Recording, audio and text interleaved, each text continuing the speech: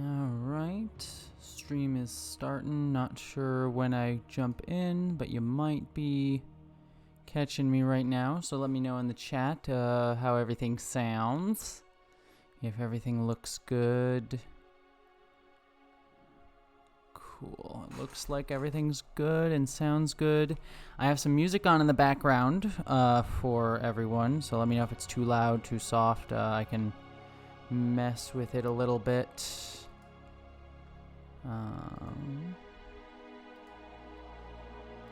Cool.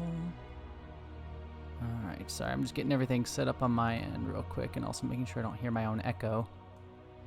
So, I think we're good. Cool. Alright. Hello, everybody. Welcome to the finale for the live stream of Star Trek Picard. I've got my nice little glass of wine here that we're just gonna sit back and talk a little bit. So I got I'm not gonna actually play the episode because I'm not allowed to, because CBS All Access would probably really hate me for that. But I do have the episode queued up here that we can like sort of jump around and sort of look at things and see images. Sorry, my phone just went off. And we can just have a little chat about the finale and what we all thought of it, and gonna have some fun.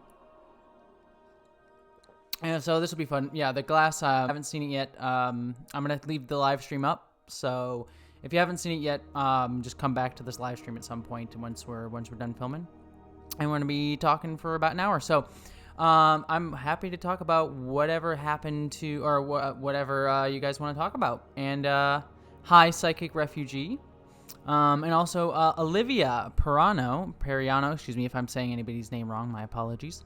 I just realized that we never saw what happened to Narek at the end of the episode. What do you think happened to him? My roommate actually caught that too. I actually completely forgot about him. In fact, Michael Chabon is actually, I think, currently quite literally answering questions on Instagram, and I think he actually answered that. I think they said that he was going to be taken away by Federation officials. I think he answered real quick. Let me look it up because I had it queued up. Because for those of you who don't know, Michael Chabon, the showrunner of Star Trek Picard, he answers questions on Instagram after every episode, which is super wonderful of him. In fact, he actually answers a lot of like canon stuff. Like he actually explained that for one of the ones that I thought was cool is he actually explained that the empire that like moved all the suns that we saw in episode 8 that created the admonition thing, or at least found the admonition thing, was actually the Taganic Empire, which is from an episode of The Next Generation, I believe, where we actually learned they can move suns there too. So let me just quick see if I can pull up what exactly he said, because I know he answered this. For some reason I cannot find it in there, but I do think. Oh, right here. It was actually the first question he answered. Yeah, Narek. We know. A casualty of the editorial process, alas. The intention was for him to be taken into Federation custody. So yeah, he was taken into Federation custody at the end of it, obviously, is what he says. So that makes sense. I wish we had seen that. And we can talk about some of my frustration with the episodes. There's one of them. I think a little bit of like just people disappearing randomly. Like the XBs kind of get forgotten as well. Zach Cody, thanks for your reviews all season. Can't speak. Thank you so much, Zach, and thank you so much for your super chat. It's super appreciated and really helpful, honestly. So thank you very much for your kindness and for viewing and for joining us here. Saw it this afternoon. I bawled my eyes out at the end. Yeah, I too. Like I said, I talked about this in my review. While I had frustrations with this episode, the last 20 minutes of this episode, I think, are truly transcendent and some of the best stuff in all of Star Trek. And honestly, that scene with Data, between Picard and Data, I think might be one of my favorite scenes ever in Trek. I mean, like I said in my review, I think it's right up there with the Wrath of Khan scene between Kirk and Spock. It was just so beautifully done, so beautifully written, just so many emotional moments between both Patrick Stewart and Brent Spiner, and then the characters as well. I don't necessarily think that the whole episode was on the quality of like Wrath of Khan, even though Wrath of Khan, by the way, is not my favorite Star Trek movie, I should say. But I don't necessarily think the whole episode was on that level, but that scene definitely was, and definitely was the goodbye to Data that we didn't get in Nemesis. whatever you think about Nemesis, Data's death in that movie where he just says goodbye and then shoots a thing didn't really resonate as hard. And this was the scene that really felt like his true goodbye. And then him just growing old and fading away, like Jose says in the chat, was just so well done. And I really loved, I learned afterwards, this song Blue Skies that's playing during that scene was actually sung by Isa Briones, who plays Soji on the show. So I thought that was a really nice, subtle touch as Data passed away there. So let me see what else did other people have to say. Were you disappointed with the copy-paste ships in the Federation fleet?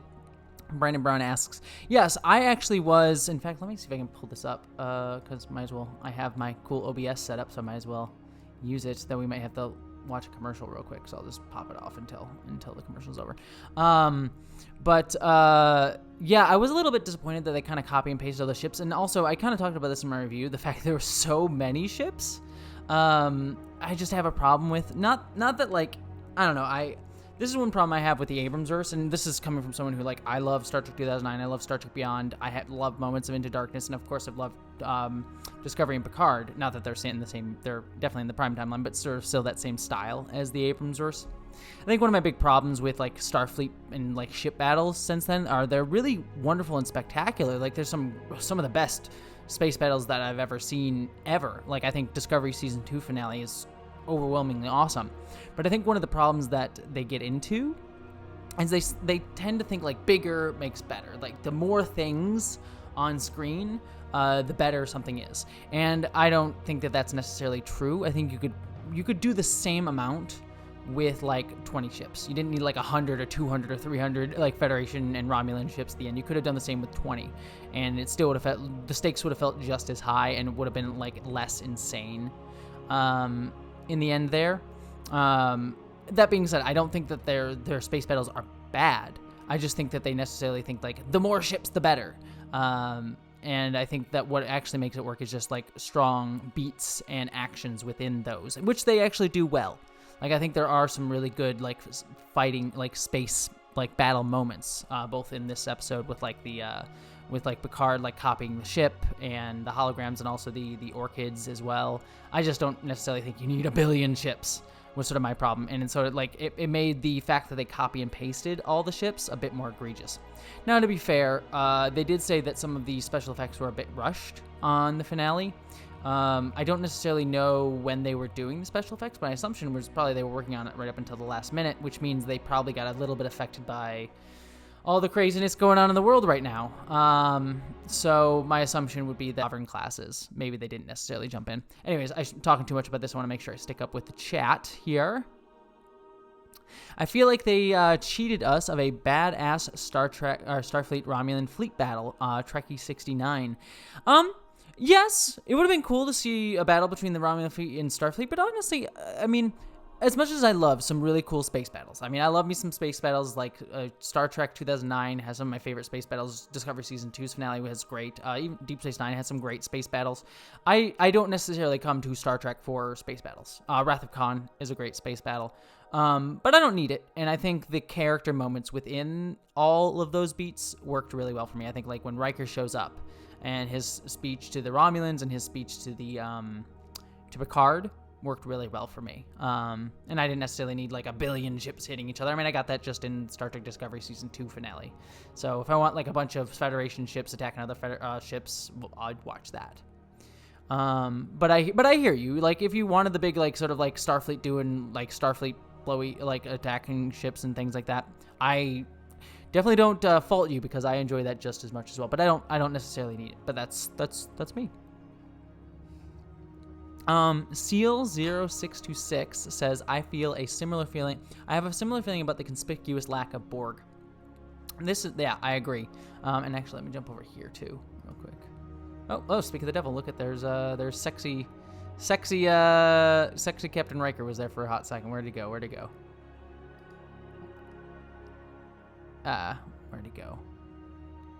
Come back! You were so cool looking there for a hot second. There he is. Wait, no, come back. Where are you? There he is.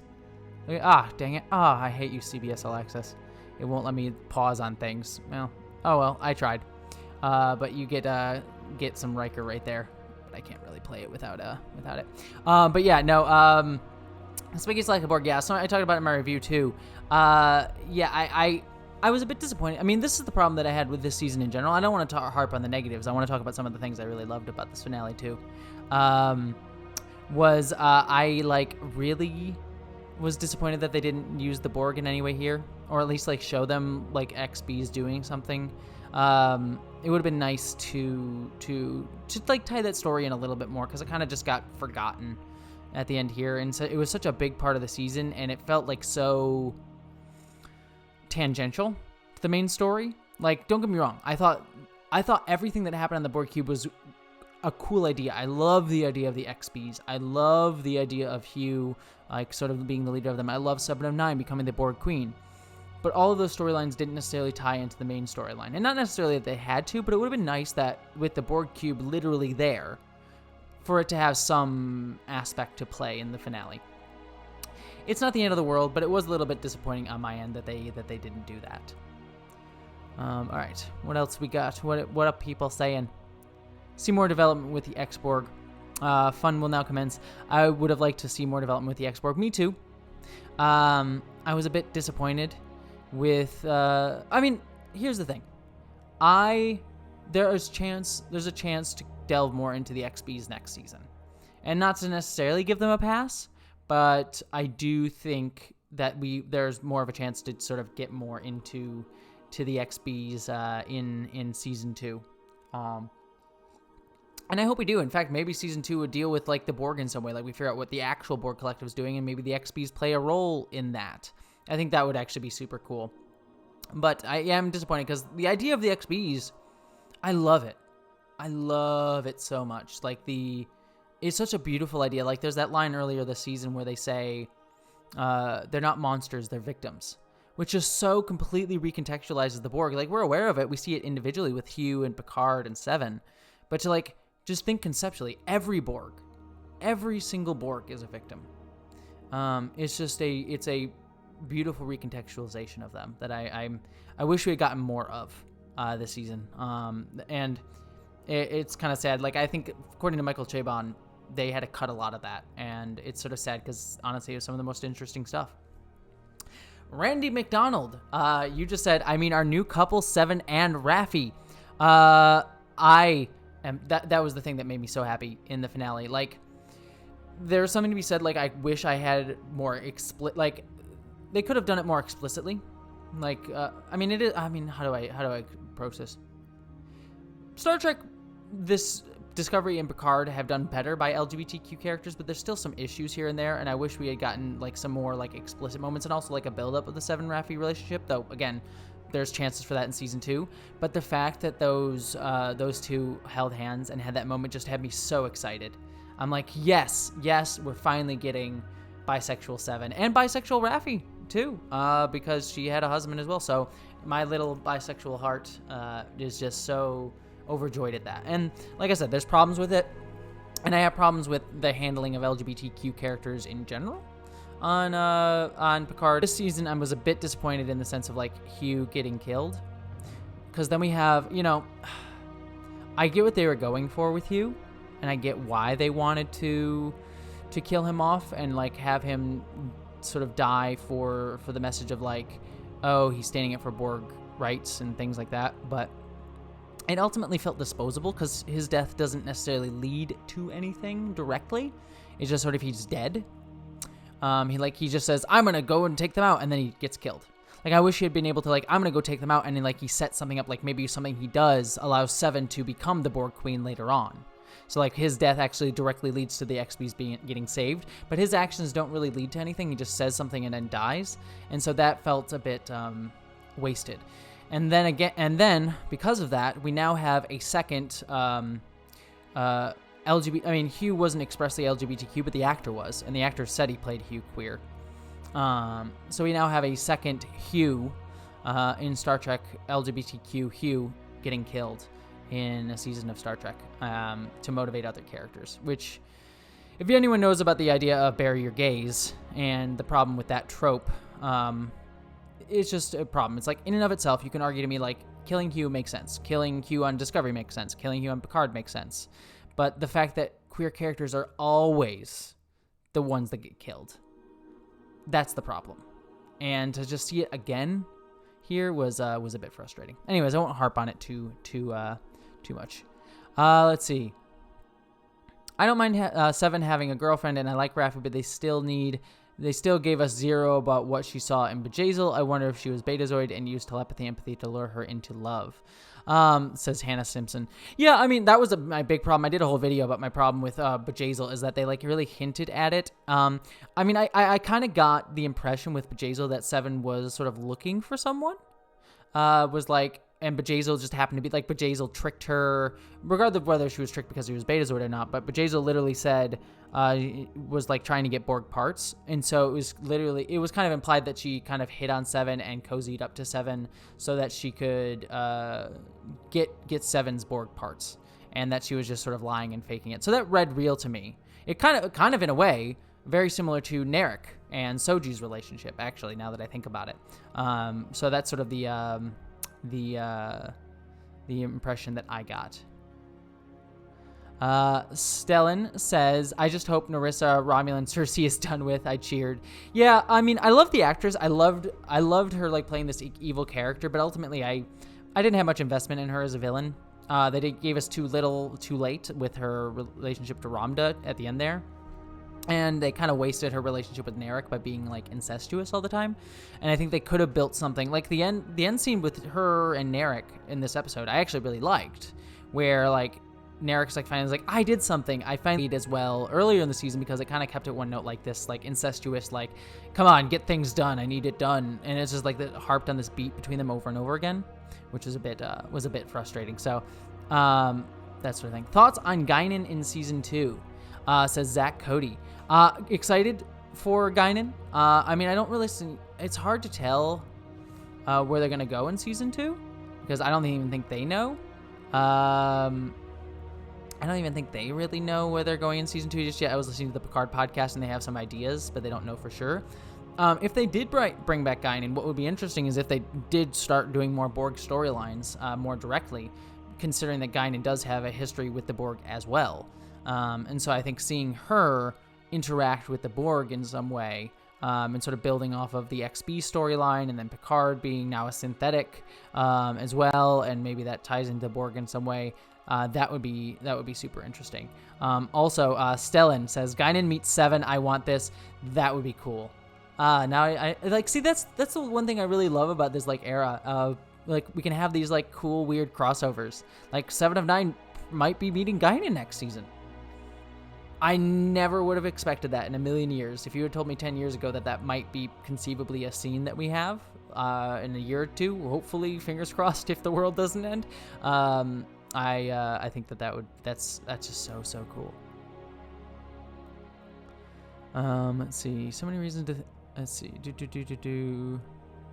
Windizzle Bizzle, which is an awesome name, by the way. I was confused. Narissa body began to light up when the XBs were on her in episode 9. I thought she blew herself up. When I saw her, I was stunned. Yeah, I actually think I didn't think she blew up. I think she was teleported away in that scene. And the implication was that she was teleported away. And then it cut to a shot of the Romulan fleet, I think was how that worked. Like she teleported away and then cut to the Romulan fleet.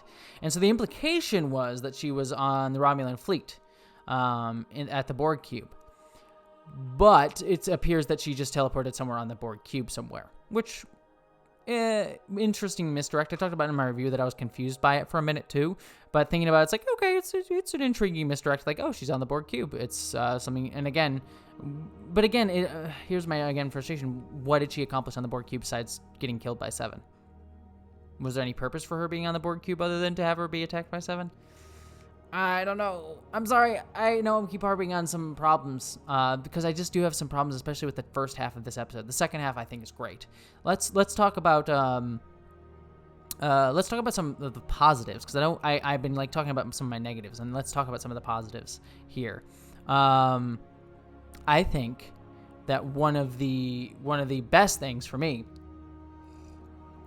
was all the character stuff with basically with Picard and Jurati and Riker and all the cast in the last half of this episode, I think was just so powerful. I think my favorite scene, actually, besides the obvious one, which is Data and Picard, I think that was easily the best scene of the entire season, probably.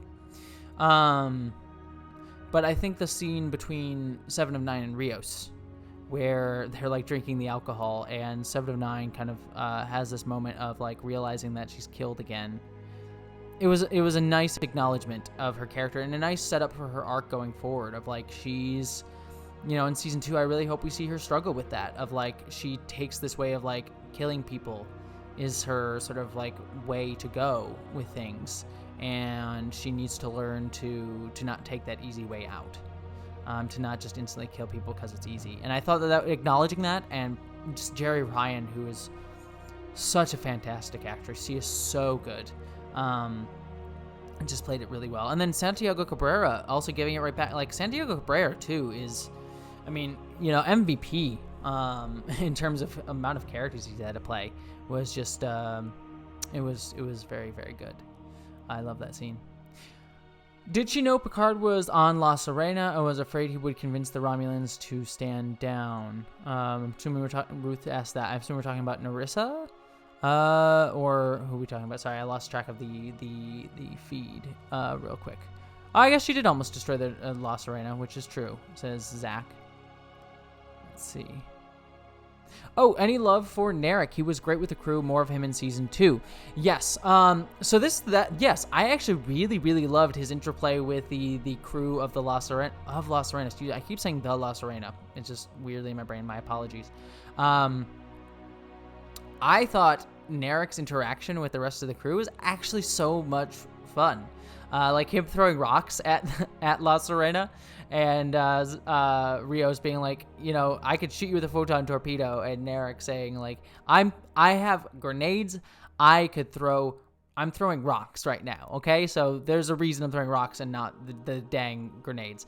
It was just so much fun. And then Elnor just constantly saying like, oh, I hate you, and just like that, like sort of absolute candor. And then like I actually really liked the interplay between Narek and Elnor when they were having the campfire scene, because we kind of forget this because Elnor is on our side, but he's a Romulan too and grew up in that culture. And I liked seeing a sort of like different interpretations of their own culture and mythology between those two characters. Again, sort of breaking down that monoculture of Romulans and being like, oh, Romulans believe this. And so I really liked that we got to see like some sort of like differences in opinion on Romulan culture within the same episode. It was really, really great. We're talking Seal 0626. I mean, she took an absolute turd of a role where she was only expected to be the TNA, and turned her into a character beloved of so many, especially those who do not find her sexually attractive. I'm assuming we're talking about 7 of 9 there. Yes. 7 of 9 is probably... She's in my top 3 or 4 favorite Star Trek characters ever. Let's just put it that way. And Jerry Ryan is just so strong. Like, she just nails it. Like, she was hired to be the TNA character. She was there to just, like, sort of slot into that role. And it speaks so much to her. And to a little bit to the writers. Like, the writers did a strong job with her, too, despite, like, the studio mandate of being like, you need a hot woman to sell the show. I think that the fact that they were able to slot her in, and, like, do a really wonderful job with her. But, again, most of the credit just goes to Jerry Ryan's fantastic performance. Like she's so able to play like a very cold and distant character, but then every so often show glimpses of her humanity, and that's so difficult to do. And Star Trek has some really great luck finding actors who can pull off that really hard role, like Leonard Nimoy, of course, being the cream of the crop in that regard, but Jolene Blalock I would put in that camp as well.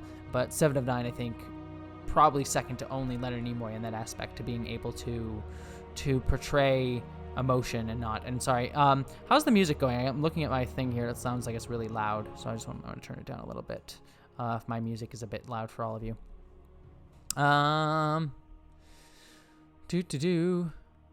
Eleanor did not get a cat. Gaping plot hole. Unacceptable. Yeah, we even had Spot 2, and we like. Elnor didn't get to see Spot 2. That was so disappointing. I hope Spot 2 gets to maybe Picard got to steal Spot 2 and is taking it around the ship so that Elnor can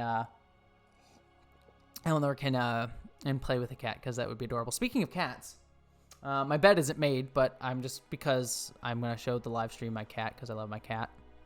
Newt, my cat, is just hanging out right there, sleeping. Right, Newt? No, he's dead to the world. But my cat's having fun over there. I figured I would show you guys off him. Hello, Kitty.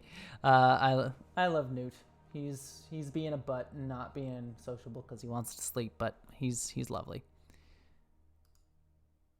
I missed so much Star Trek growing up because the effing football had overrun and got given priority over regular program, which meant Star Trek got canceled. So for me, it was needed to be redeemed. I remember always hating that when I was younger, whenever like a show that I loved would get pushed back because of like football or a presidential announcement or something like that. Like Lost was my big show of like, I need to see every episode. So whenever there's like a game that goes over and like makes me miss part of Lost, I was like, how dare you? You have ruined everything for me. Yeah. That's why I don't like sports, because it ruins my sci-fi. No, I don't hate sports. I'm just not as interested in it. Let's see. I don't want a 7 show. She's best as a supporting player. Says more faves. I don't disagree. I don't know. It depends on the context. I think any character could really set it up. I mean, in all honesty, though, I don't necessarily know how I particularly like specific character-based spin-offs. Just because I think that limits the universe a little bit too much. I like expanding Star Trek out and getting to see new corners. That's why I love Discovery so much. Is just like getting to see new corners of it. Speaking of which, I think we're allowed to. I think I can probably show this if CBS knocks me. Can we just talk about the opening real quick of the Discovery season 3 trailer? I'm gonna try and pull up here if my internet will be at all kind to me. By the way, how's my internet doing? I know I've been having some stutter problems lately with the internet. Maybe this will reload. So if I'm like coming in and out, let me know. I'm trying to beef up my internet service, but unfortunately, just because there's so much going on in the world right now, it's just hard to get in contact with Spectrum, my internet service, to do that. Let's see. Can I get the Discovery premiere video to play here, or is it just going to give me Patrick Stewart's lovely face here for a while? I mean, not that I'm complaining. I mean, look at that. Look at that face. That's a face of a cool dude. I don't know what I'm saying. Oh gosh. Yeah. For some reason, my internet's just being a butt at the moment and just not letting me play anything. You gonna work with me here? You gonna do the nice thing? Or you just gonna keep playing the? Oh look, this scene with we'll come back to that scene. I just want to play the dag Discovery preview. Alas, I don't want to wait too much on it because I don't want to be too much on that. But anyways, let's talk. I was just excited about the Discovery preview, so I was very excited about that. Frostwitch says, I was told Picard was made all access for the month of April. Would that make a difference in terms of like being free? Yeah, you can, I think until today, maybe tomorrow, you can get CBS All Access for free if you use the code GIFT. Patrick Stewart tweeted that out, and I think they wanted to get people to come in for the finale and then, stick around for a month while everyone's, stuck in their houses, catch up on Discovery and things like that. So yeah, use the promo code GIFT if you want to get CBS All Access and catch up on Picard. I think that would be sort of that would be a smart move to do. Let's see. Yeah, no, Psychic Refugee. Oh God, knock Spectrum. Yeah, Spectrum. Yeah, a bit frustrating. I'm still disappointed that we didn't see Worf and Geordi. Me too. I was kind of hoping we'd at least see Worf show up. And I know both LeVar Burton and Michael Dorn were on set for the filming of Nepenthe. But I mean, it's sad, but I get it. I mean, you don't want to have too many cameos. I think it kind of distracts too much from the show you're actually telling. And I think they smartly played it well. They had a few that were really enjoyable, like 7 of 9, Hugh, Riker, and Troy.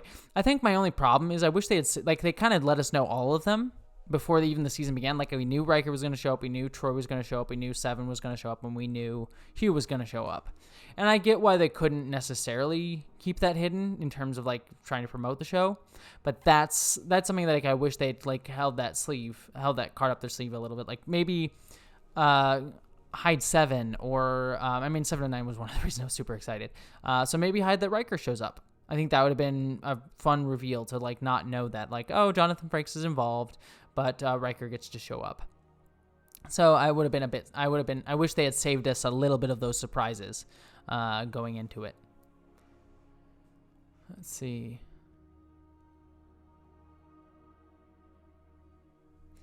I was always a fan of the We Want Worth campaign and him becoming captain. Well, at the very least, he is a captain now. We learned in the book. So at least he did get that. But yeah, I know Michael Dorn's really pushing for a Worf series. And I mean, Star Trek, the character who has had the most screen time in all of Star Trek is Worf.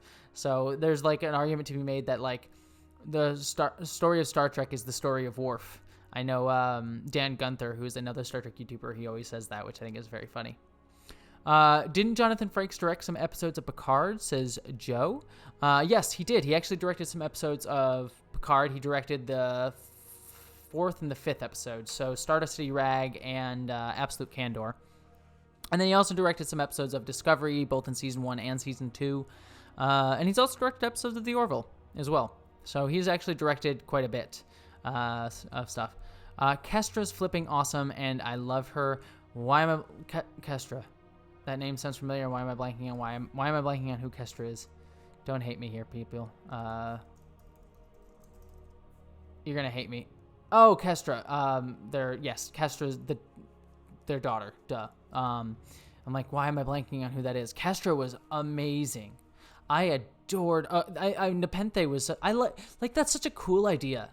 That like the Rikers had this kid who was basically like a token-esque character, and then like his sister, after he dies, kind of lives in his fantasy worlds. She was such a cool character in and of herself, and like the idea of her was so, I don't know, like that was such a cool and brilliantly well done and well executed idea. Like I loved everything with the Riker and Troy in that episode. I know some people were like, oh, even the Rikers and Troys had like a horrible tragedy in their life. Like no one's escaped a tragedy in Star Trek Picard.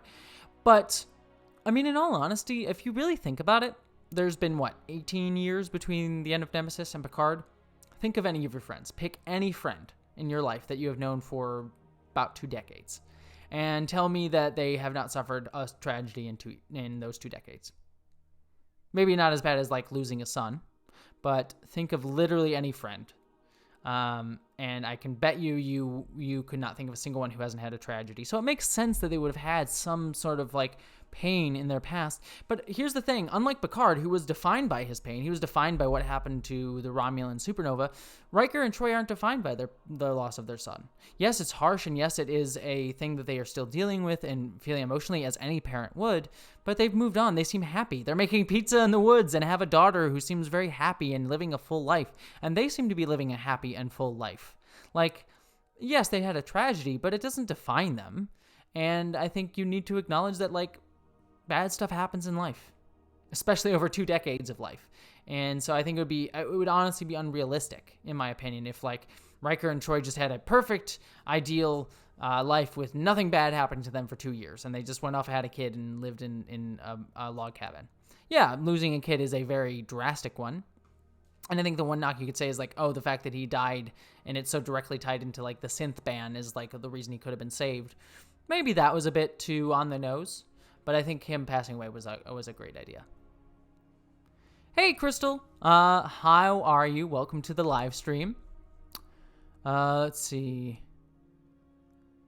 So someone mentioned Princess Mononoke, and I'm trying to figure out what the context was for that because I love Princess Mononoke, one of my favorite. In fact, are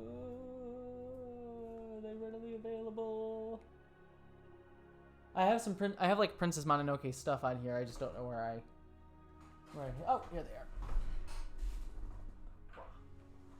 If we're talking about Princess Mononoke in the chat. Got those guys. Love Princess Mononoke.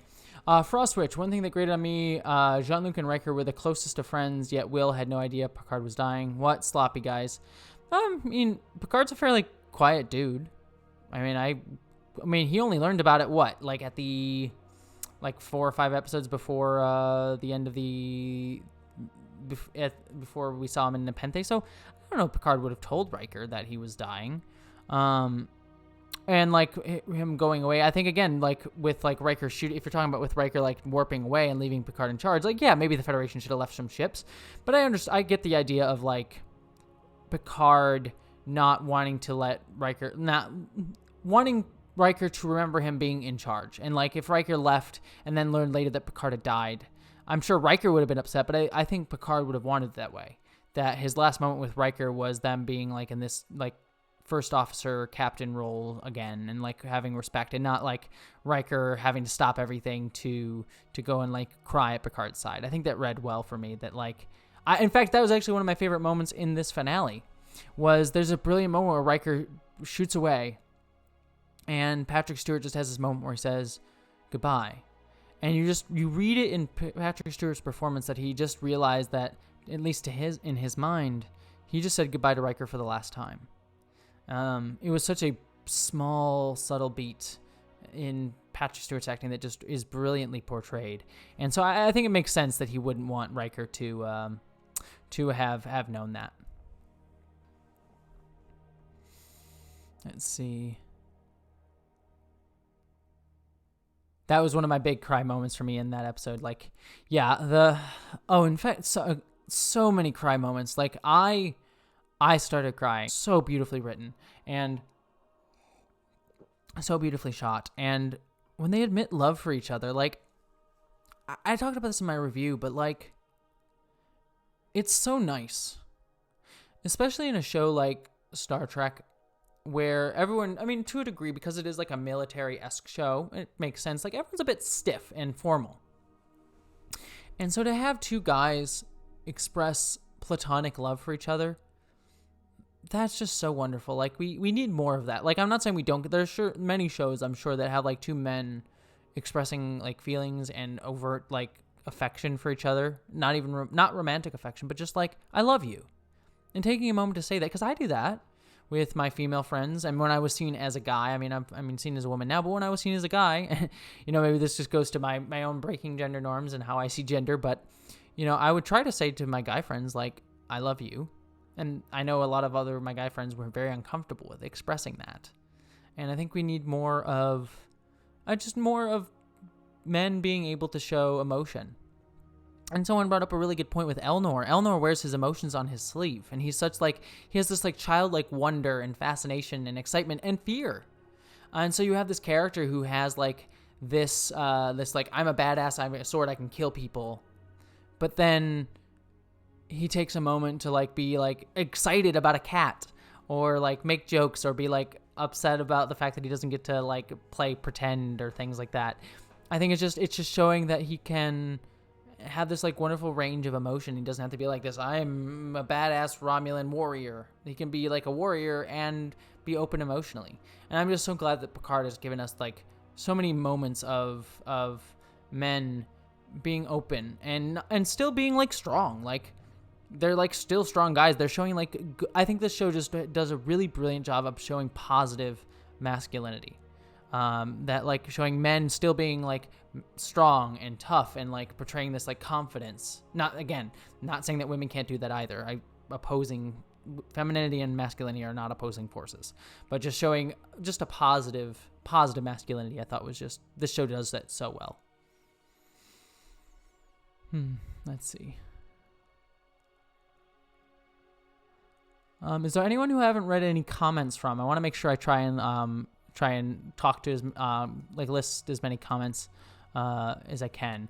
I should do a video on, I did a video on Star Trek Discovery Season 2 on Captain Pike's positive masculinity. I think it would be nice to do it on how Star Trek Picard Season 2 does a really positive masculinity as well. Although in a bizarre sense, I actually cried less for Data's funeral because the whiplash had kind of drained me emotionally. Yeah, no, I agree. I liked the moment where they were sort of like Picard was sort of taking out the pieces, and Data was sort of like becoming an old man and fading away, and this really beautiful moment. And yeah, I think the moment that hit me the hardest, the two hardest moments that hit me in terms of Data and Picard was when they said I love you to each other, and then that moment when Picard walks away and he says goodbye, Commander, and Data says goodbye, Captain, and Picard walks out that sort of like bright door back to his life.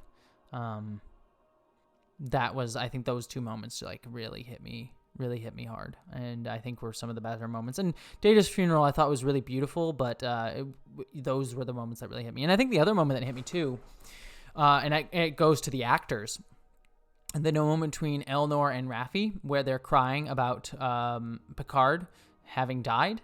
While I knew, like, as Picard was dying in that moment, earlier in the episode, I was like, he's gonna go in the golem. He's gonna become a synth. I knew that. So I wasn't really tearing all that much up at Picard's death. I was kind of like, yeah, he's gonna be okay.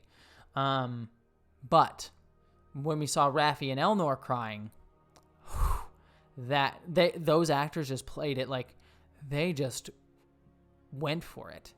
And Raffi just saying, it's okay. Like it felt so real about how grief shows up. And so like, even though I knew he wasn't going to be dead, like those actors played it so well that I was just happy. Like, and I gotta say this, I've said this over and over again, like, we are spoiled. I mean, every Star Trek show has had really great actors, but truly, we are spoiled. We are spoiled rotten on Star Trek Picard with how brilliant every actor is. And again, every Star Trek show has had pretty much perfect casting. I think overall every Star Trek show has had a great cast. But this show in particular, I think, is just does a fantastic job in that department.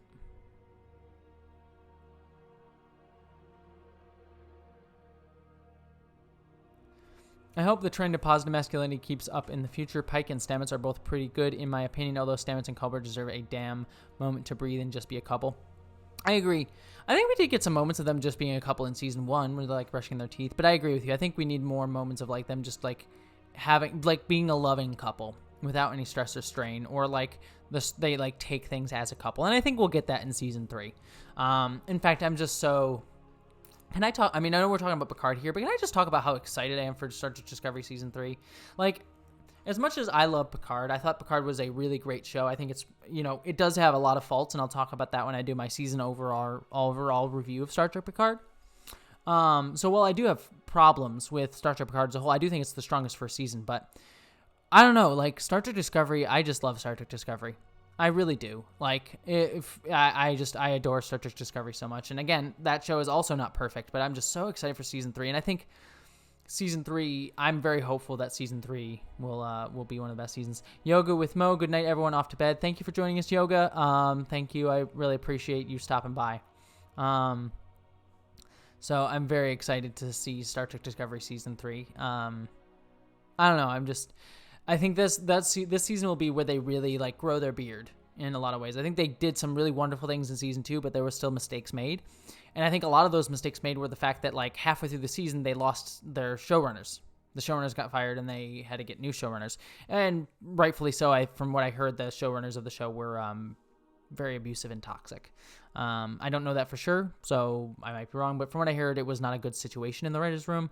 So I'm glad that where they are at now in season 3, it seems like their writers' room is very positive and happy, and they have a steady writers' room. So I'm excited for season 3 having like an actual writers' room that's there from day 1 to day like the last episode. So I really think that they found the characters, they found how the stories they want to tell, and I think that the fact that they have a stable writers' room will make Star Trek Discovery season 3 fantastic. And the fact that they are adding a non-binary character and going to my favorite planet Trill, which by the way, I got my favorite Trill hanging out in the back creepily over there. And the fact that they're going to my favorite planet Trill just has me so excited for Star Trek Discovery season 3. I as much as I was excited for Star Trek Picard, I am so excited for Star Trek Discovery season 3. Let's see. Seal 0626. I like Picard piloting the ship. It demonstrated that he is capable and versatile and has a sharp mind. Yeah, I like that they had like set up early in the season like he doesn't know how to pilot the ship, and then it like comes back here where he's like, I wonder if I've been paying attention to Rios. So I thought that was a good build up and a good payoff to that. Let's see. Crystal Hickerson, Picard was rushed. I love Discovery, but they ruined me with the Klingons. Yeah, I mean, I won't get into the Klingons because that's a whole other discussion. I'm actually doing a video on the Klingons and the look of the Klingons next month. The video is done, but it's next month. But I have to agree. I don't think Picard was necessarily rushed. What I think is the problem with Picard, and what my main frustration will be, and what the point will be that I sort of bring up in my actual video review of the season, is that I think one of the two major problems is that the show writers had 15 fantastic ideas. Elnor, this idea of like a child figure, someone that Picard could be a father figure for, and Picard eventually failing him as a father figure, and then them finding each other again, and then them having to like leave each other again. That's a great idea. 7 of 9, having to deal with becoming a Borg queen again and like making that choice. Great idea. The XBs on the Borg cube. Great idea. Hugh being like sort of this freedom fighter person, but also like taking care of these like people, taking care of the Borg. Excuse me. Great idea.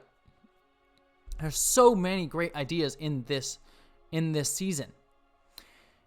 But the fact that they only had 10 episodes means that they just didn't have enough time to develop all of them. And so a lot of them end up feeling like they don't have enough room to breathe. And I can go into like, I think the best example that I could have, that I could give, for example, just using Elnor. It's like, I love this idea of Elnor being a child figure for Picard, like Picard is his father. That would make sense. That's a great arc for Picard, to be a father figure. And then we have him come back and have to make up for his mistakes of having abandoned this kid. And then they build a relationship over the course of a few episodes of like them reconnecting as father and son. So you really like feel their connection as a father and son unit type of thing, like him being a father figure to Elnor. And then Elnor having to leave him would feel like a big sacrifice. And like having Elnor like starting to have his own sense of self-worth. Like he doesn't need a father figure to build his own confidence, because clearly Elnor has like a little bit of a confidence problem. And so like him finally going off on his own on the Borg cube is him like building his confidence. That's a great arc. And you can read that in this season. But I think we missed like a few pieces. Like I think the biggest piece, there's a few pieces missed, but I think the biggest piece is like we didn't get enough of Picard and Elnor reconnecting on La Sirena for that payoff of like Elnor going off on his own to read as strongly as it did. The arc's there, and it's none of it is bad. I don't think any of it's bad. I just think there's stuff missing, and I think that's excuse me, sorry, I hit the mic. I think that's missing because they just didn't have enough time to flesh it out. And part of that, I think, is on the fact that it's only 10 episodes. Part of that, I think, is because they maybe spent a little bit too much time on Earth. Maybe it should have been 2 episodes, not 3. And I think the original plan was for it to be 2 episodes, not 3. So I also think they just cut a lot of it. Like Michael Chabon has talked a lot about how they had to cut a lot of stuff in the editing room. So I think between all those factors, I think there's a lot left unsaid, and so we sort of miss pieces along the way that I think are just a bit frustrating. And I think that's my biggest problem with Picard. I think what they need to do is not have 15 great ideas. They need to have 10, or, come up with those 15 great ideas, pick 10 of them, and just focus on those 10. And I think that would make the season stronger. Because I don't think outside of a few nitpicks and problems here and there, I think every idea on this show, in the grand scale of things, was brilliant. And a really unique way to take Star Trek. And I loved pretty much all of it. I just think that there could have been better payoff. That being said, the payoff that does works brilliantly. Like, I think everything with Data, Soji, and Picard, I think had a really strong relationship. I loved that arc between the two of them. But I think that is my major problem with Picard as a show. Anyway, sorry, I ranted for a while there. I want to make sure I get back to some of these comments. I do wonder if they tried to do too much in parallel in the production of Picard. It felt like there are a lot of things they could have cleaned up and smoothed out if they could go back, look back. Yeah, I agree. I think one of the things that I even heard was, like, for example, they started filming episodes 4 and 5 with Jonathan Frakes. So they filmed 4 and 5 with Jonathan Frakes earlier on the season, and at that time, the writers didn't even know they were going to have Riker show up later on in the season. So then they came to Jonathan Frakes after he had already filmed this episode and said, hey, we came up with an idea to do Riker. And then he talked about this in the Ready Room and on the Star Trek Picard podcast. So what that says to me is they were still writing the season as they were filming it. And so clearly I'm sure they had the arc in mind, like they knew kind of how it was going to end. But clearly the stops along the way were not clear. And so I think that, I mean, we say all these things, but like I think they should have had everything written and finished before they started production. Now, again, I don't necessarily blame the writers for that. There's a billion factors that go into that, like, you know, tax breaks, when people are when like actors are available, you know, when CBS demands for their shareholders when like shows come out. So that's not necessarily a writer problem or a creative problem that's just like the nature of capitalism, unfortunately. It's not always kind to creativity. But that being said, like, I think, you know, they probably should have ironed out all that stuff first. But again, that's not necessarily just that's not just a writing problem. I wouldn't put that blame all on the writers. It's just the nature of production, especially big budget production and TV production, specifically like films. Sometimes, not always. A lot of films also get rewritten on the fly, but films can generally have like an idea of like we have the whole script, whereas TV shows kind of get written as they go. So that's usually the problem with a lot of things. The fact that they were filming the start before knowing big things about the middle and end strikes me as alarming. Not that I know the industry. Yeah, like I was saying, Steele, it's like ideally that's how things would go, and some shows do that. Like I think, for example, and you can see it too, like Watchmen. I listened to the HBO Watchmen podcast. Watchmen is a show, and actually a lot of HBO shows. Game of Thrones being one, though. Forgetting the last few seasons of Game of Thrones. But you can see in like shows like that, most shows on HBO have most of the scripts done before they start filming, and I think that pretty much like shows in the quality of the shows on those networks, that like they're not like rushing things out. But again, there's a lot of factors involved in that. Like, as someone who is in the industry to a degree, and I have a lot of friends in the industry. I'm not directly working in the industry right now, but I did for a time, and I follow it a lot, and I have a lot of friends in the industry and want to be in the industry. I'm in LA. So, yeah, just knowing that's just sometimes how production goes. Things just start filming and they go, and that's just how you just have to roll with it as a creative, and sort of do your best with what you got.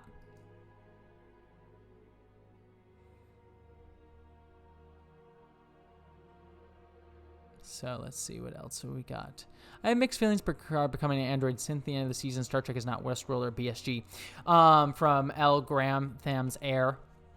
I agree. Actually, I did a video yesterday, 2 days ago, about the theory that Picard may become a synth, and with thematically the idea of Picard becoming a synth. I listening, if you watch the Ready Room today, which is that like the Star Trek Picard after show, the writers talked about how they wanted like him to like walk a mile in their shoes, like, oh, if we're going to argue the point that synths are just as human as anybody else, then having Picard actually become a synth sort of encapsulates like they're just as human as anybody else, they're just as real as anybody else. And I get that point, but I don't know, I have some discomforture with, if you're going to play the synths as like a allegory for marginalized groups, the idea of like someone becoming that marginalized group reads a bit weird to me. It's like, if you were using synths, I know it's not a direct one-to-one allegory, and it shouldn't be. I mean, Star Trek has never been about a direct one-to-one allegory, except for in a few cases. But the point is, like, the allegories speak to the issues we're dealing with today. So if we're going to sort of talk about that, like, let's say the synths, we put like synths as being queer. There's a problem of like people saying like, oh, so he's gonna like become like, you can't like get to claim being part of a marginalized group. So I don't know. I mean, again, it's kind of hard to see. And we'll have to see how it plays out. in season 2, I really hope that there's consequences for the fact that Picard is now a synth, and I would trust them to actually play it that way, that there is some consequence for him being a synth, but I really like it. Actually, I just think I saw a comment from Ruth that I really love. What do you think about the irony that Picard was trying to become less machine and more human since it's a simulation? Now he's actually 100% machine. That's a great point, Ruth. I think that is a great point. You have Picard has worked so hard to try and become more and more human. They even make a point of that during his Stardust City Rag, and now he's a synthetic. So that would be an interesting avenue to take him down. Like I said, I think it really. I have hesitations with him becoming a synth in terms of what the thematic threads of it are going to be, but that's to be said. I am willing to give the writers some trust in playing it out well, because again, it's not a one-to-one allegory. It's not like the synths are directly standing in for people of color or trans people. It's just sort of a generalization about how marginalized people are discussed. Jay, what about the sonic screwdriver imagination tool? That was one of my major problems with this episode too. I hated that thing. It's a Deus Ex Machina, as people were pointing out in the comments of my review video.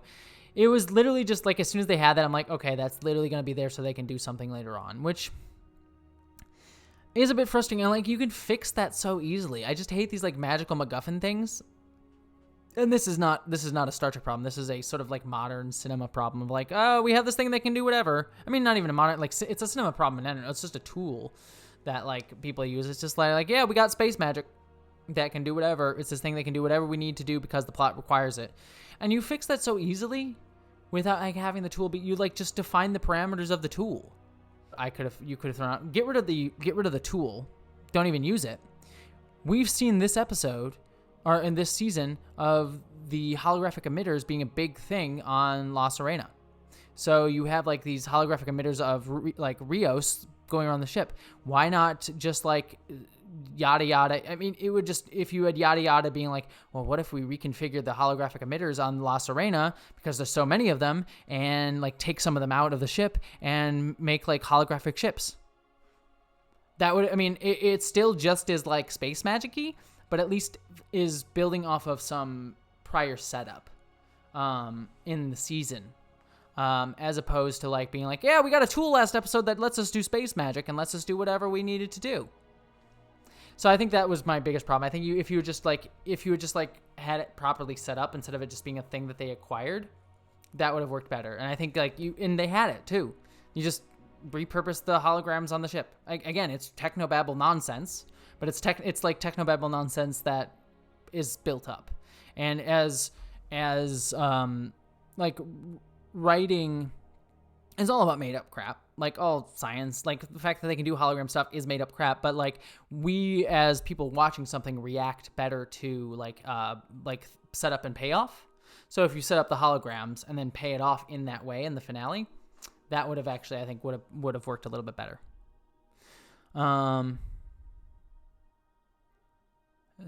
see. I want to make sure. Frostwish, Picard despised the Borg. His PTSD with his experience went on for years. He wanted them nothing short of wiped out. Now he's a synth. I don't know. Well, I actually think that problem is a great one to deal with. I hope maybe in season 2, as Ruth pointed out, him being a synth may actually play into his PTSD as a Borg. And I think that would be a really cool sort of avenue to go towards certain groups. And to a degree, the Borg deserve the bias a little bit, considering how awful the Borg as a whole are, and rightfully shocked him. But you see with people dealing with marginalized groups, there's a tendency of oh, well, the groups as a whole are bad, but there's some good ones. And so you could see well, Data, you can see it in this sort of idea of well, synths are bad, but Data was a good one. And I don't think necessarily Picard thinks that way. But I think that it would be a good avenue to explore his biases towards the Borg and how they don't necessarily apply to synthetics and the sort of inherent contradiction in that. And I think that's a great idea. And they kind of touched upon it this season with the XBs and Picard kind of getting scared of the XBs. So I think that would be cool. Also, I see people in the comments talking about Robert Picardo for season 2. Oh, I'm so pumped for that. I don't know if they've confirmed. I know they were talking to him for season 2, but I don't know if they ever confirmed that he was going to come in, but oh my gosh, if they bring the EMH, if they bring Robert Picardo into season 2 of Picard, I would be so happy. It would make me ridiculously happy to like see that play out. And then you could also talk about like EMH rights. Maybe they'll bring back Moriarty. I think was great. Piper Grace talking about Seven and Raffi's ending queer innuendo. We talked about that earlier, where I had some issues with the portrayal of queer people, and I might do a video or talk about it. But I am very excited that potentially next season we will see more bisexual Seven. And actually, something that I'm curious about with that moment between Seven and Raffi is I almost wonder if that wasn't a writer's choice. If that was actually a choice between the actors on set, because, for example, like that shot is like a bunch of like the shot of the ship going around and them doing things. So like I would assume maybe in the script it was just like Seven and Raffi are talking to each other, is what they wrote in the script. And then Michael Chabon has talked about how they let the actors find their sexuality for their characters throughout the season, which is why they didn't make it as explicit in certain points. So maybe at that point, the actors decided that they could have, that they had some chemistry. And so when they shot that scene, the actors chose to hold hands, which is also why I love directing. I've directed a few short films, and like some of my favorite things, my favorite part of filmmaking is like when the actors find something that you as a writer or director never would have thought of. And so I almost wonder if that moment between Raffi and Seven was an actor choice that Michael Chabon and the director Akiva Goldsman were like, yeah, go for that. That sounds great. I think that would be a lot of fun. I would love to see Seven and the Doctor again together. I'm almost sad. Like that was actually a relationship that I thought was earned, and I'm sad that she ended up with Chakotay. It felt like it really more felt like they just didn't know what to do with Chakotay at that point in the season, or in Voyager. They really didn't know what to do with Chakotay in general, other than being like the like weird amalgam of Native American culture. So if I was like, yeah, have him in a relationship with Seven, but I think the relationship with the Doctor was a much more earned relationship. So I would love to see them back together. Rob Los, Jesse, off topic, how are you feeling after the surgery? Hope the recovery went well. Thank you so much. I really appreciate that. In terms of the surgery, I'm actually feeling great. I'm actually, tomorrow, if I may pitch a video real quick, tomorrow I'm releasing a video that it's going to be discussing my feelings about surgery, why I wanted surgery, using Star Trek to explain my surgery. I'm actually really proud of it, and I actually get kind of emotional and share some personal stories of a darker time in my life in the video that's going up tomorrow. So I'll talk a little bit more about that there. And I talk about in that video my feelings of everything post-surgery. But in terms of recovery, I'm doing really well. I had some drains. Like they're like, if for those of you who haven't had surgery, that you sometimes get drains where they like, it's these like tubes that are connected to your body that like siphon off like fluids and blood and things like that are building up in your body, like maybe cause like bloating and things like that, or not bloating, swelling. So I finally got my last drain out actually earlier today. So I'm like so glad. That was my biggest pain, because it was like I don't feel much pain honestly at this point. It's just a lot of like it was just like the freaking drain was a pain in the butt. So thank you so much for asking about that. And I really hope that, again, like I know we're kind of off topic from Star Trek Picard, but it would really mean a lot to me. The video that I'm releasing tomorrow is a very personal one for me. It's not one I'm like, I did a lot of crazy stuff for. It's just me kind of sharing my story and my feelings. So if you get a chance to watch it, give it a like, comment. It would really mean a lot to me. I'm just the fact that I'm sharing that personal story. Let's see. I'm going to start wrapping this up in about like 10 minutes or so, maybe 5-10 minutes, just because I'm going to, tonight I don't have much work to do tomorrow for my full-time job, because I'm working from home. So for tonight, I'm actually going to drink a little bit more wine and watch a movie, which, by the way, if anyone has any movie suggestions, I think I'm going to watch the movie called Suicide Kings. I like seeing like weird, obscure movies that I've never seen before. And so I'm looking for like a kind of a, more drama-focused, character-focused, like a dialogue-driven, fun, like drama movie. So I thought Suicide Kings would be a fun one. I know it doesn't sound it, but it's supposed to be a fun movie. But if anyone has any movie suggestions for me tonight, I'm taking movie suggestions. But anyways, I have some sushi and I have some wine that I'm going to sort of watch anyways tonight. But anyways, let's sort of wrap out the discussion in the finale. I did. It's good. I mean, it's cheap wine. What am I using? It's Yellowtail. So it's not exactly great wine. It's not the best wine in the world, but it's good. The wine I had for my other live stream where it was like a chocolate wine, which that was so good. I really loved the chocolate wine. Anyways, ever watched Sailor Moon? No, I haven't watched Sailor Moon. I wanted to, and I have a lot of friends who did. I just never. There was certain like weird anime that I missed. I was a big fan of anime as a kid, and here's the interesting thing with Sailor Moon. I do remember wanting to watch it. Now that I'm thinking about it, but it's like because I was trans and I was seen as a guy, I'm like, I can't watch anything girly because I'll be found out. So it's always kind of funny, like sometimes, like with a lot of trans people, you see this like thing of like, I'm gonna try and be more masculine, so I'm gonna watch like Dragon Ball Z. I like Dragon Ball Z, but like I'm gonna watch Dragon Ball Z so I can be more of a guy. And I've seen everything by Rian Johnson. So Rian Johnson is one of my favorite directors. Asterisk, we won't get into it here. I have issues with The Last Jedi. I like The Last Jedi. I don't love The Last Jedi. I have issues with it. That's a topic for never.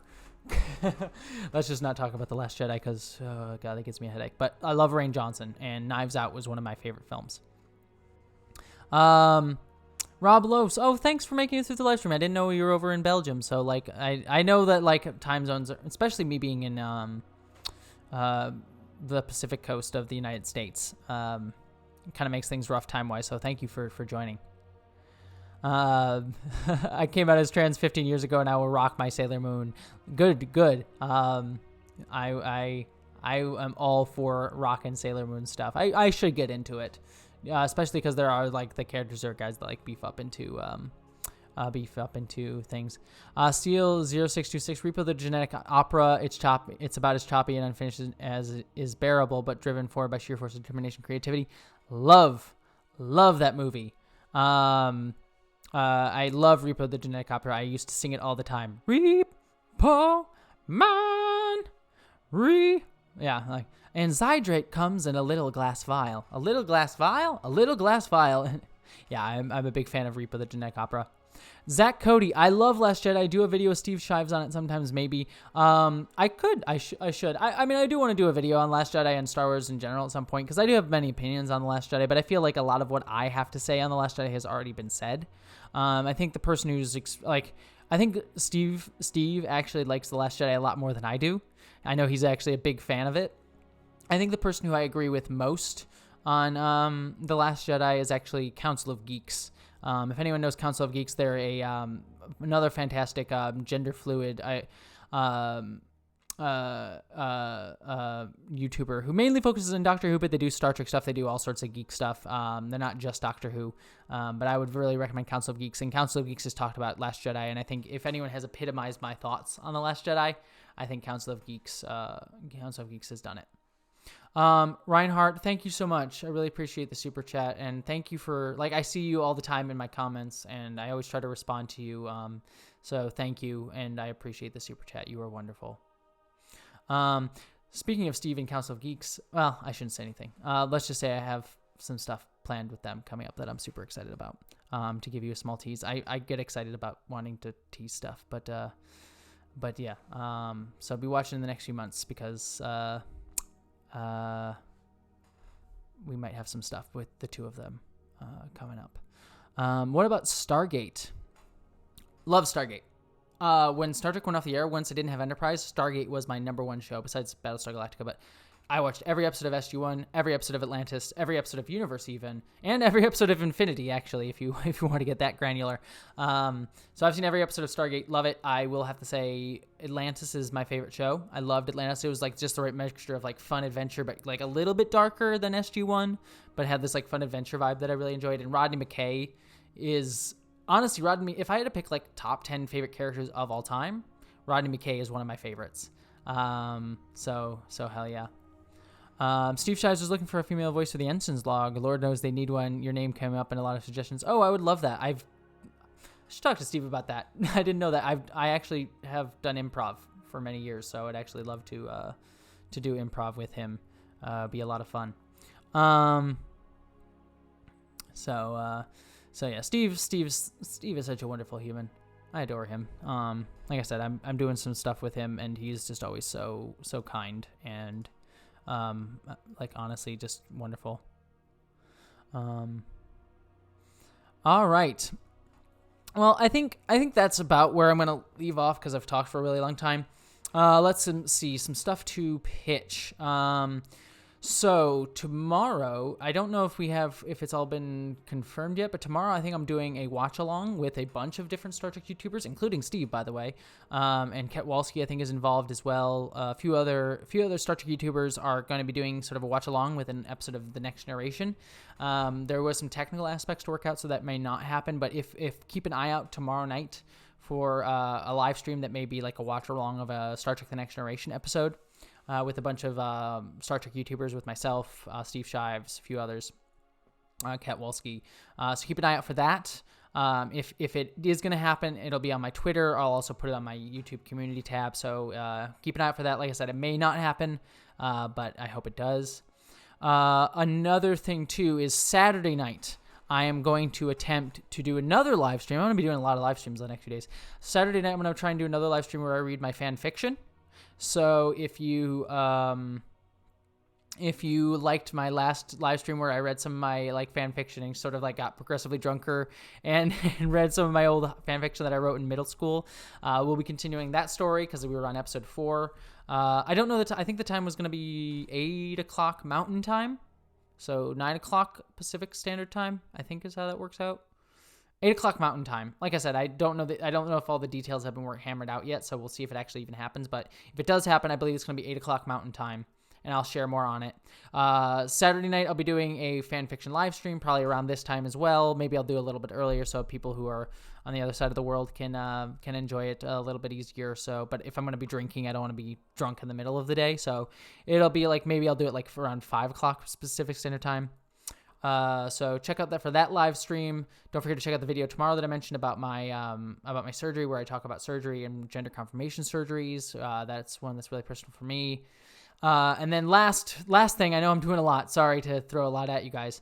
Sunday, I might be on Trek Central for their live stream discussing the finale as well. So we might, I might be on, I believe that one's confirmed. So I'm probably going to be on Trek Central's live stream as well. So keep an eye out for that. Sorry, I just got a bunch of emails. So thank you all so much. So to reiterate all that, possible live stream tomorrow night, 8 Mountain Time, where we're going to do a watch along with Star Trek. Don't forget to check out my video tomorrow. They'll be coming out at 1 p.m. Pacific Standard Time about my surgery and like sort of my feelings about my gender confirmation surgeries and using Star Trek to explain that. I'm really excited about that video. Live stream Saturday of my fan fiction, if everything works out in terms of time, and then I'll be on Trek Central on Sunday possibly as well. So a little bit those are nebulous. A little bit those might not happen, but those are the ones are going to be fun. Otherwise, thank you all. You all have been super lovely and wonderful. It's always been great. It's always great talking out to all of you. Love you guys. It warms my heart every time I say goodbye and like everyone says goodnight. You guys are the sweetest. Thank you all.